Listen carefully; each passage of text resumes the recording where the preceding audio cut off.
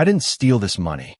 It's mine, Kayla Thompson, 14, pleads, her voice trembling at the bank counter, clutching $1,000 in birthday cash.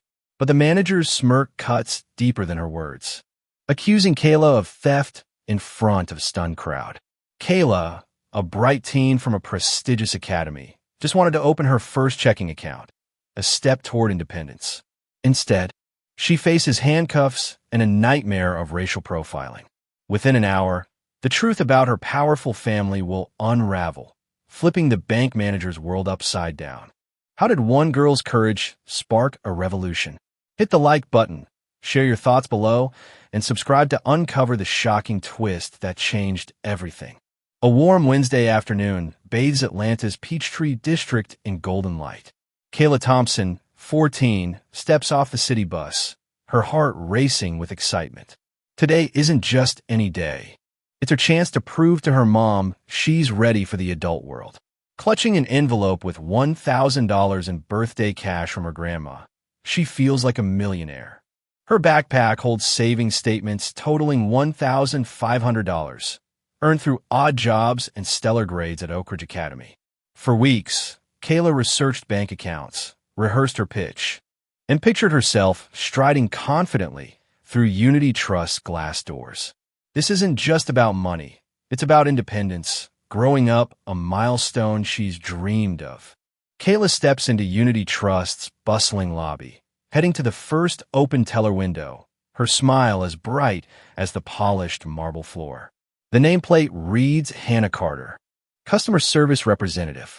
"Good afternoon," Kayla says cheerfully, her voice steady despite the lobby's hum. "I'd like to open my first checking account." "I'm super excited." But Hannah's eyes narrow, her friendly facade crumbling as she sizes up the young black girl before her. Her lips curl into a sneer. "What do you want?" she snaps, her tone icy, eyeing Kayla like an intruder in her domain. Kayla's smile falters, but she presses on. "I'm 14, and I've got all my paperwork ready." She slides the envelope across the counter, revealing neatly stacked bills. Hannah's laugh is harsh, drowning out the lobby's noise. "Are you serious? A kid like you with this kind of cash? This ain't a charity drive. Where'd you get this money? Dealing drugs or pickpocketing?" Kayla's breath catches, her chest tightening like she's been slapped. "Kids like me," she stammers, her eyes clouding. "I go to Oak Ridge Academy. This is my birthday money from my grandma." Hannah scoffs, her voice dripping with mockery. "Oak Ridge, huh? Probably stole that uniform, too. I know your type. From those kind of neighborhoods." Kayla's hands tremble as she pulls out her saving statements, her voice quivering. "I've been saving for years. Please just look at these." Hannah doesn't even glance at the papers. Instead, she grabs her phone, her fingers punching keys with dramatic flair. "Emily, get to window 4 now," she barks, her eyes locked on Kayla with cold suspicion. "We've got a city kid trying to scam us with dirty money." "Yep, just like we talked about in the meeting, she's trouble." Kayla's heart sinks, her excitement giving way to rising fear. The lobby's chatter fades as nearby customers glance over, their eyes curious but distant.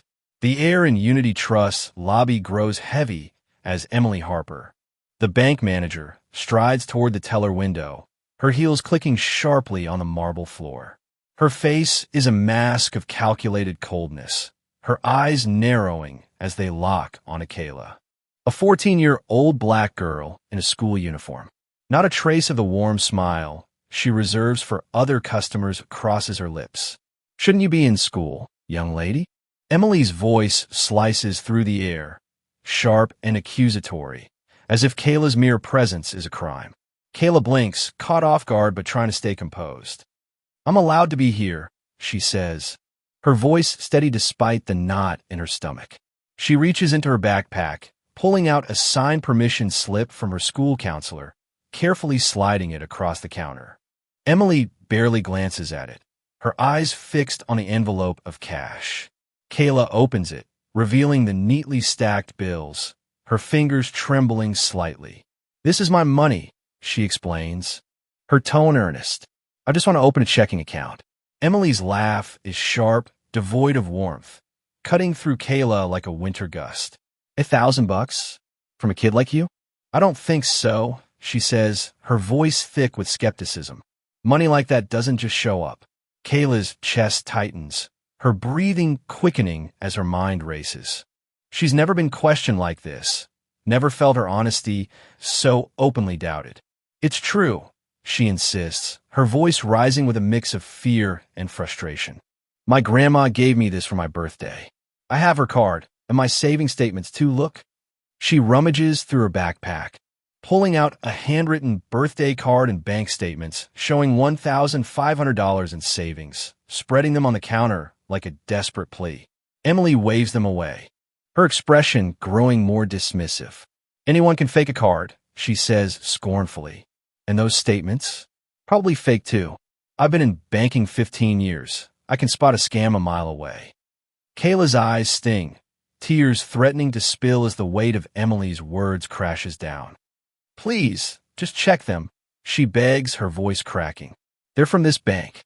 But Emily's face hardens, her mind made up. Girls like you don't walk in here with cash like that, she says, her voice low and venomous, unless it's stolen. The words hit Kayla like a punch, stealing her breath. The lobby's hum fades, replaced by the thudding of her heart.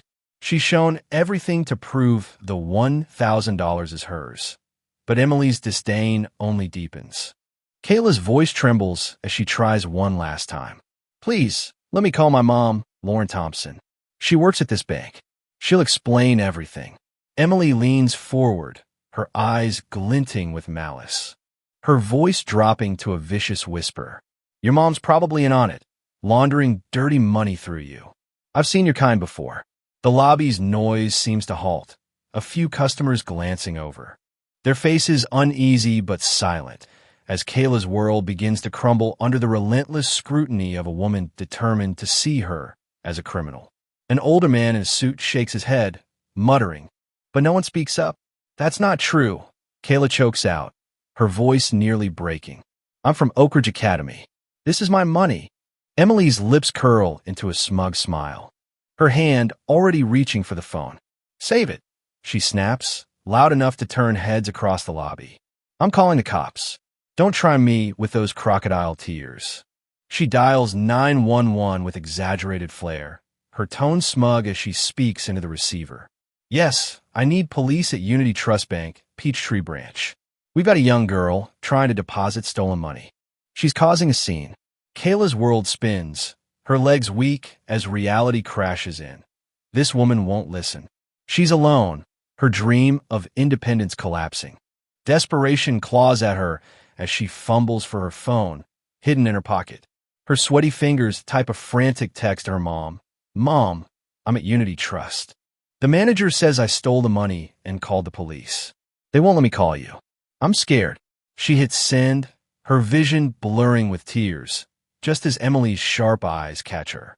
Put that phone down. Emily barks, lunging across the counter to snatch it. But the message is gone, soaring through the air to a skyscraper across Atlanta, where Lauren Brooks Thompson sits, unaware that her daughter's world is unraveling. The lobby grows tense, customers shifting uncomfortably, some pulling out phones to record the scene. A young woman in line whispers to her friend. This isn't right, but their voices stay low, the silence deafening. Kayla stands frozen, tears streaming freely, as Emily hangs up, her smile cold and triumphant. The police will deal with you, she says, folding her arms. Kayla's heart sinks, the weight of unjust judgment crushing her spirit as she waits for the storm to hit. Across Atlanta, in a sleek boardroom on the 40th floor of the Brooks Financial Tower, Dr. Lauren Brooks Thompson presides over a discussion about a billion-dollar merger. 6 executives lean forward, hanging on her every word as she outlines market strategies. Then her phone buzzes, the screen flashing Kayla's name. An emergency alert she set up years ago, never expecting to see it. Lauren's eyes scan the text, and the world seems to freeze. Mom, I'm at Unity Trust. The manager says I stole the money and called the police. They won't let me call you. I am scared. Her face flickers, confusion, then shock, then a cold fury that silences the room. The executives stare, stunned, as Lauren stands, her chair scraping the floor. "Meeting's over," she says, her voice low, each word slicing the air like a blade. Someone at Unity Trust just made a grave mistake. Her eyes blaze with a rage that chills the room 10 degrees. Thomas Reed, the senior VP mid-presentation, stammers, "Dr. Thompson, is everything okay?" But Lauren's already moving. She grips her phone, speed dialing her lawyer, Michael Lee, and James Carter. Her head of security, a former SWAT commander with unwavering loyalty. Finally, she calls Richard Evans, Unity Trust's board chairman, her tone brooking no delay. "Richard, my daughter's in trouble at your bank. Fix it. Now." She strides toward the elevator, calling her driver. "David, get the car. Unity Trust, Peachtree Branch, immediately." The executives exchange glances, their faces pale, sensing the storm brewing. They know Lauren Brooks Thompson, not just a CEO, but the heir to a financial empire that can ruin careers with a single call. In her world, she's both a titan and a mother who's shielded Kayla from the spotlight of wealth, raising her with humility in a modest home despite billions in assets. Now, that carefully crafted shield has cracked, and Lauren's fury is a force of nature. As the elevator doors close, her fingers grip the phone, her mind racing to her daughter, handcuffed and afraid, unaware that a reckoning is hurtling toward Unity Trust, ready to upend everything in its path. Kayla Thompson stands trembling at Unity Trust counter, her wrists chafed by the cold steel of handcuffs as Officer Daniel Pierce grips her arm tightly. Emily Harper, the bank manager, stands behind the counter, arms folded, a smug smile curling her lips as she watches the scene unfold. "This girl tried to deposit stolen money," Emily declares to the officers, her voice ringing with self-righteous certainty. "She's been acting shady since she walked in." Kayla's voice breaks through sobs as she pleads. "It's my money. I showed him my ID, my savings statements, everything. I go to Oak Ridge Academy. Please check again." Officer Sarah Santos, standing nearby, adjusts her belt, her face impassive. "Kids like you always have a story," Pierce says, his tone flat and dismissive, as he pulls Kayla toward the exit. Kayla's heart pounds, her eyes darting to the customers around her. Some stare, their faces etched with discomfort. Others whisper, raising phones to record. "I didn't do anything wrong," she cries, her voice choking as she stumbles forward. "My mom works at this bank, Lauren Thompson. Just call her." Sarah pulls out the handcuff keys, then pauses, shaking her head. "You're being detained for suspected theft," she says, her voice mechanical. "Tell it at the station." The cuffs tighten as Pierce pushes her toward the glass doors. The lobby's hum drowned out by Kayla's ragged breathing. Her knees weaken, the weight of being branded a criminal crushing her spirit. She walked in dreaming of freedom. Now, that dream is a nightmare, her innocence dismissed by Emily's accusations and the officer's indifference. The customer silence stings worse than the cuffs. No one steps forward, no one challenges the injustice unfolding before them. Kayla's tears fall harder, her voice a desperate whisper. "Please, look at my papers." But Pierce grips tighter, and Sarah opens the door, Atlanta's warm air hitting Kayla like a slap as they lead her outside. Kayla learns another harsh lesson about how the world works. That most people, even when they know something's wrong, choose safety and silence over speaking up for justice. Henry, an older witness, keeps recording, his hands shaky but steady enough to capture Emily's triumphant smirk and the officer's casual indifference. Kayla's world narrows to the thump of her heart and the clink of handcuffs, her hope fading with each step toward the patrol car.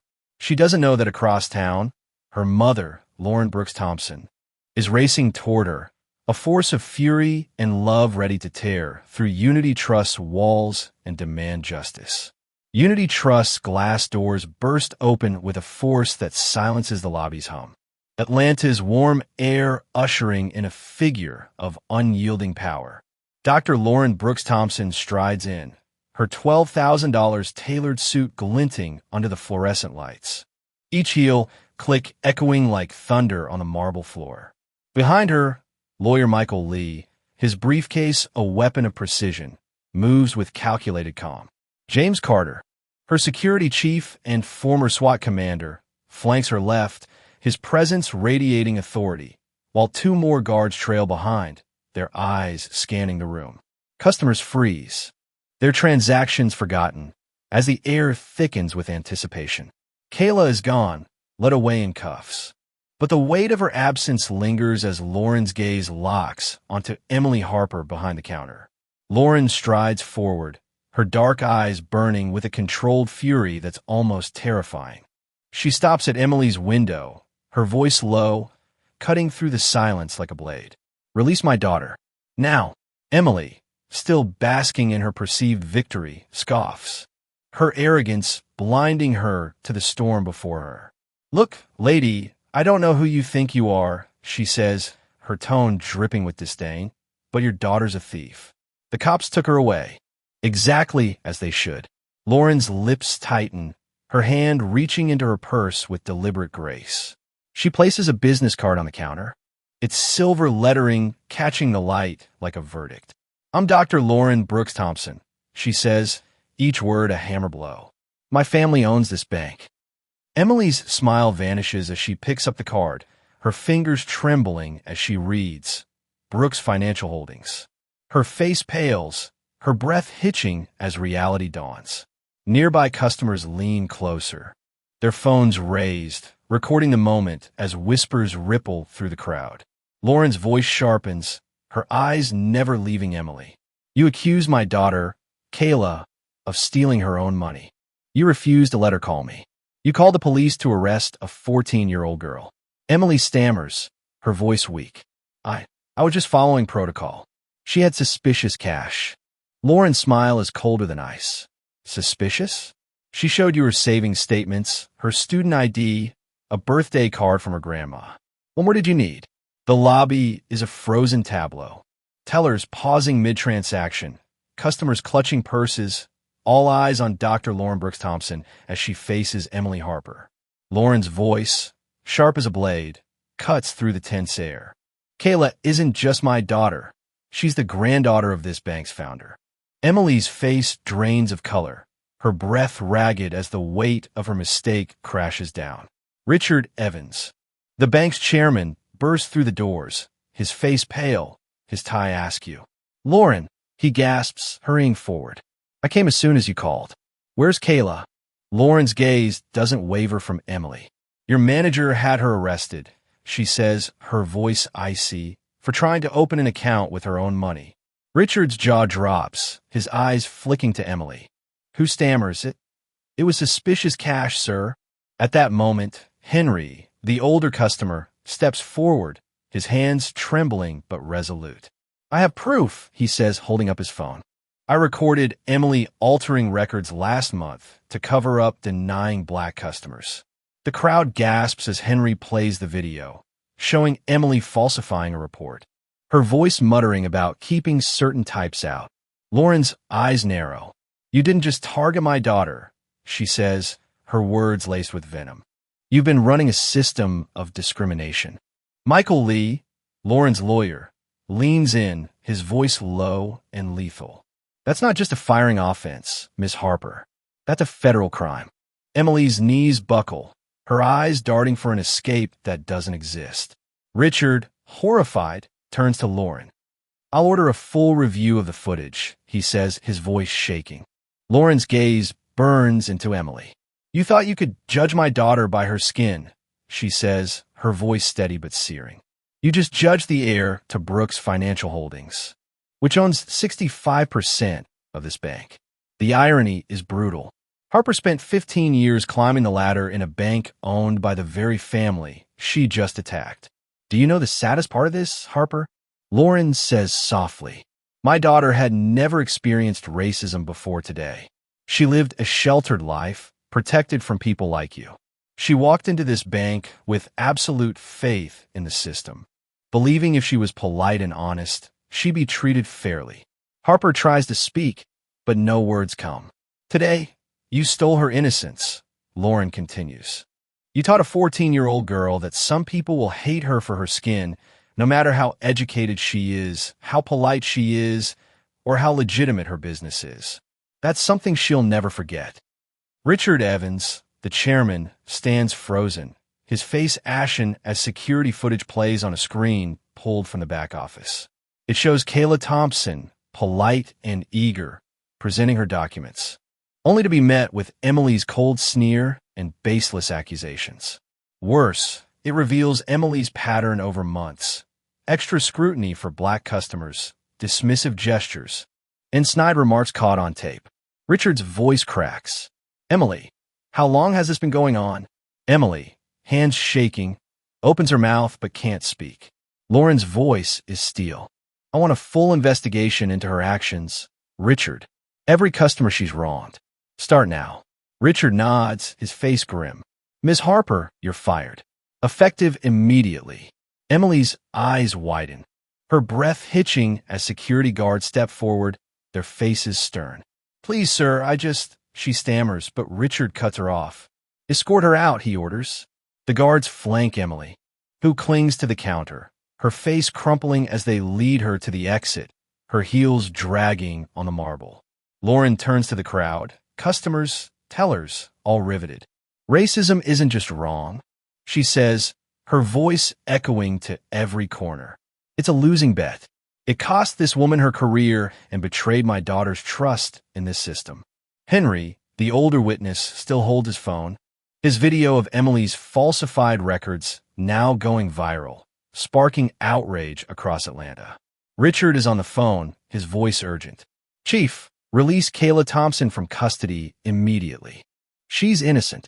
The lobby buzzes as customers whisper, some nodding in approval, others stunned by the public chaos. Emily's personal items, photos, awards, are swept into a box. Her access badge deactivated. Lauren's lawyer, Michael Lee, steps closer to Richard. This isn't just about one employee, he says, his voice sharp. Your bank will answer for letting this fester. A Rolls-Royce glides to a stop outside Atlanta's Juvenile Detention Center, its BFH001 license plate gleaming under the streetlights. Dr. Lauren Brooks Thompson steps out, her face etched with resolve, striding inside to retrieve her daughter, Kayla Thompson. In the car, Kayla huddles in the leather seat, staring out the window, her Oak Ridge Academy uniform still rumpled from the cuffs. The city lights blur, but her voice breaks the silence, soft and hoarse. Mom, why did she hate me? I didn't do anything wrong. Lauren's hands tighten on the wheel, her heart aching. She pulls over, the engine's hum fading, and turns to her daughter. Kayla, that woman didn't hate you, she says, her voice steady but heavy. That was racism, ugly, wrong, and real. But there's something I need to tell you. She takes Kayla's hand, her eyes soft but firm. Our family doesn't just have money. We own a $3 billion financial empire, Brooks Financial Holdings. Kayla's eyes widen, her breath catching as Lauren reveals the truth. Their modest home is just one of many, their wealth hidden to foster Kayla's humility. I wanted you to grow up valuing hard work, not our name, Lauren says. Kayla's voice trembles. So, can we stop this from happening? Lauren nods. And we will, for you and others. 2 months later, Kayla stands before a packed school auditorium, sharing her story through the Brooks Foundation's Financial Justice Initiative. Her words, raw and powerful, inspire teens to know their rights. Unity Trust transforms, hiring youth advocates and mandating bias training, its new policies becoming an industry model. Kayla returns to open her account, head held high, demanding fair treatment for all young customers. No one should feel like I did, she says, her voice steady. Emily's punishment is just the start of the systemic changes Kayla's case sparks. The officers who arrested Kayla without investigation, Officers Daniel Pierce and Sarah Santos, find themselves under the tightest scrutiny of their careers. They face questions about why they never asked to see Kayla's documents, why they took Emily's accusations at face value, why they treated a crying 14-year-old like a hardened criminal. Both are suspended pending a full internal investigation, examining not just this case, but every arrest involving minority suspects they've made over the years. The probe uncovers a clear pattern of systemic bias too blatant to ignore. The department's handling of Kayla's case becomes a case study in what not to do when responding to calls involving minors and people of color. They failed to verify basic facts, dismissed Kayla's explanations, and sided with an adult over a child based on racial and economic assumptions. Public outrage is swift and sustained. Community groups, long vocal about police bias, amplify the issue. Within weeks, the department is forced to enact sweeping reforms.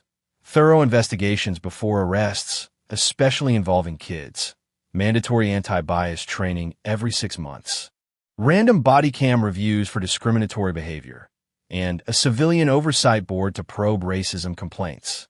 Across town, Emily Harper, now working a dead-end retail job, reads news of the bank's reforms, each headline a reminder of her downfall. Her name is a cautionary tale, her career erased by her own prejudice. But Kayla is no longer the sheltered teen who walked into Unity Trust. She's learned a harsh truth.